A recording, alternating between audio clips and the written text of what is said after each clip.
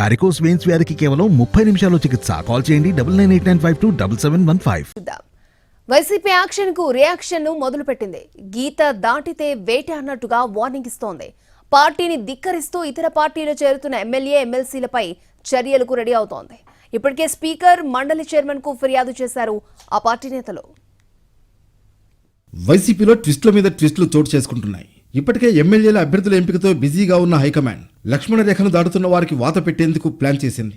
ఇక ముందు కూడా గోడ దూకేందుకు సిద్ధమవుతున్న వారికి కూడా వార్నింగ్లు ఇస్తోంది. పార్టీలో క్రమశిక్షణ ఉండాలన్న లక్ష్యంతో పార్టీలు మారుతున్న నేతలపై చర్యలు మొదలుపెట్టింది.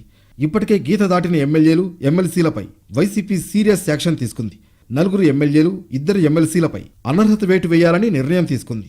ఎమ్మెల్యేలు ఉండవల్లి శ్రీదేవి, ఆనం రామనారాయణ రెడ్డి, కోటంరెడ్డి శ్రీధర్ రెడ్డి, ఎమ్మెల్సీలు వంశీకృష్ణ, సి రామచంద్రయ్యపై అనర్హత వేటు వేసింది వైసీపీ.